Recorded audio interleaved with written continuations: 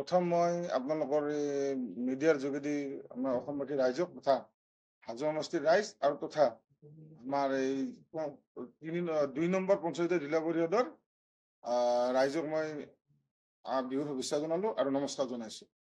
চাওক, প্ৰথম প্ৰতিক্ৰিয়া হ'ল এইটোৱে যে মোৰ বেছিকৈ দুখ লাগছি যে ইলেকশ্যনটোৰ বিজেপি আৰু তৃণমূলৰ লগত খেলা বৰ ইচ্ছা আছিল মোৰ ছোৱালটোৰ আৰু কংগ্ৰেছ দলৰ।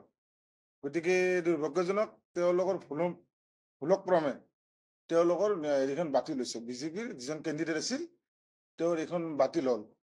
যিয়ে নহওক বাৰু, মানুহটো ভুল হ'লেতো হৈয়ে যায়। গতিকে মই ৰাইজক আহ্বান জনাম যে আপোনালোক চবকে মই অনুৰোধ জনাইছো যে এইবাৰ কমচে কম আমাৰ এই জিলা পৰিষদটোত কংগ্ৰেছ দলৰ প্ৰাৰ্থী মুনিয়াৰা বেগমক ৰাইজে ভোট দিব বুলি মই আশাবাদী। আপুনি যিজন মানুহৰ কথা মোক কৈছে, নামটো মই বোলো খোলাকে নকওঁ, যে যোৱা লোকসভাত তেওঁ 3 কোটি টকা লৈ অলৰেডি আমাৰ ৰাইজক বিক্ৰী কৰিছে। গতিকে পুনৰ মই গম পোৱা মতে তেওঁ আৰু কাৰোবাৰ পৰা পইচা লয় মোৰ ছোৱালটোক হাৰোৱাৰ কাৰণে তেওঁ চেষ্টা কৰি আছে। গতিকে মই ৰাইজক বাৰে বাৰে আহ্বান জনাম যে আপোনালোকে এইবিলাক দালাল আৰু বদমাছ এইবিলাক মানুহৰ কথা শুনি এই জিলা পৰিষদ কমচে 2 নম্বৰ পঞ্চায়তৰ জিলা পৰিষদটো আপোনালোকে কংগ্ৰেছ দলক ভোট দি আৰু আমাৰ লগত AP মেম্বাৰকেইটাক ভোট দি ৰাইজে এইবাৰ কমচে কম কংগ্ৰেছ দলক আপোনালোকে ভোট দিব বুলি মই আশা কৰিছো।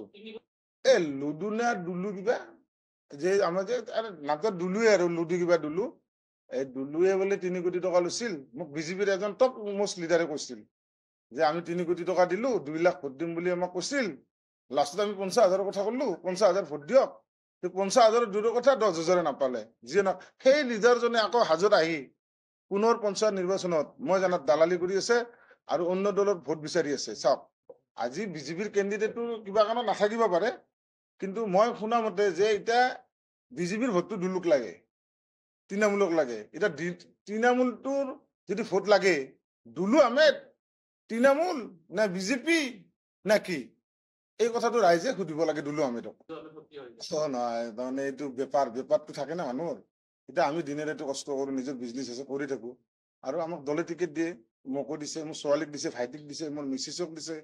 গতিকে মোৰ ভাইটিও যোৱা হৈছে সোণিয়াদী পঞ্চায়তৰ পৰা, ভাইটি যোৱা হৈছে জিলা পৰিষদৰ পৰা, আৰু মোৰ মিছেছ যোৱা হৈছে সোণিয়াদী পঞ্চায়তৰ প্ৰেচিডেণ্টৰ পৰা। গতিকে তেওঁলোকে ভাল কাম কৰিছে ৰাইজত, আৰু ৰাইজে আমাৰ ছোৱালীকো ভোট দিব, আৰু ছোৱালীও ৰাইজৰ মনোভূতিভাৱে কাম কৰিব।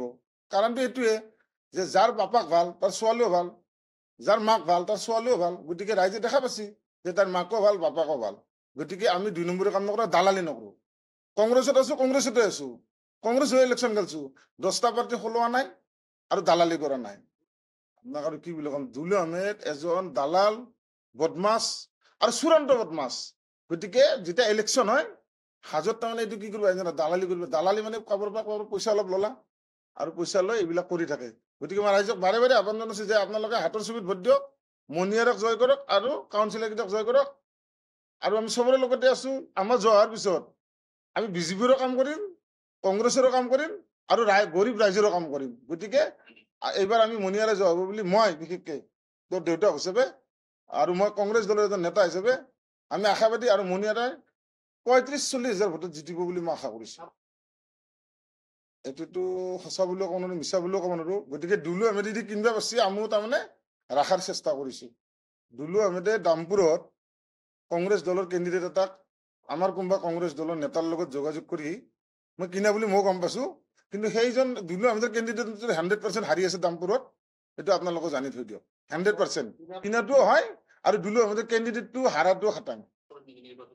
এতিয়া কি কম, চাওক, এইটোতো ভোটাৰৰ কথা। 5 বছৰ মূৰত এটা ভোটাৰ আহে, বেচেৰাই ঘূৰি ফুৰি থাকে আমেৰিকা, লণ্ডন, ক'বাত।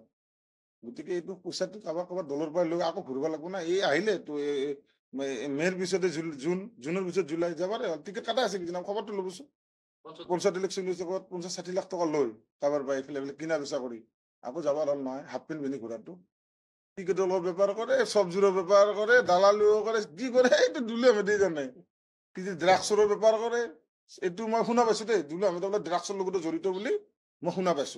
কৰিব পাৰে, তেওঁতো ৰাজনীতিৰ নেতা হিচাপে নমিনেশ্যন চহী নকৰা নাই, বিজনেছমেন বুলি চহী কৰে হেৰিখনত। গতিকে থাকিব পাৰে। মোৰ হিচাপতে ড্ৰাগছ বেপাৰী বুলি মই আগতে গম পাইছিলো, অলপ বেলেগ মানুহৰ পৰা শুনিছো, মইতো ডাইৰেক্ট গম পোৱা নাই। মই শুনা পাইছো যে দুলু আহমেদে অলপ বাহিৰৰ লগত যে আমাৰ লেনদেন কিবা ড্ৰাগছৰ কিবা এটা গণ্ডগোল থকা যেন মানে মানুহবিলাকে কয় আৰু শুনা পাওঁ আৰু এই আমাৰ অঞ্চলবিলাকত কৰিব পাৰে এইটো মই নাজানো মানুহ কোৱা শুনিছো আৰু তাতকৈ ডাঙৰ কথা কি দুলু আহমেদে যিজন কেণ্ডিডেট দিছে মোৰ ছোৱালীটোৰ লগত উঠাই মানে মোৰ ক'বলৈ ভাষা নাই এওঁতো বাঙালপাৰাৰে মানুহ যদি কিবা সুধিব লাগে যে ছোৱালীটোৰ মাইকীটোৰ বিষয়ে এখেতে সুধিলেও ধৰ্মলেণ্ডে 100% কৰে লোকসভাততো মোক এটা বিজেপিৰ ডাঙৰ লিডাৰে কৈছে যে দুলু আহমেদক আমি 3 কোটি টকা দিছো সময় সাপেক্ষে মই তেওঁৰ নামটোও কৈ দিম বেছিকে কলি এতিয়া মই আৰু ইমান দীঘলকে নকওঁ কথাটো হৈছে ৰাইজক অনুৰোধ জনাইছো মুনিয়াৰক ভোট দিয়ক কংগ্ৰেছ দলক ভোট দিয়ক আৰু আমি ৰাইজৰ যিখিনি কাম আছে মোৰ ছোৱালীটো সুকলমে কৰিব আৰু আমাৰ এই অঞ্চলৰ ৰাইজক আগবঢ়াই লৈ যাব গতিকে দুলু আহমেদৰ বিষয়ে ইমান কৈ লাভ নাই এটা থাৰ্ড ক্লাছ মানুহৰ কথা আমি ইমান নকওঁ বেয়াও লাগে গতিকে আজিৰ কাৰণে মই আৰু আপোনালোকক নমস্কাৰ জনাইছো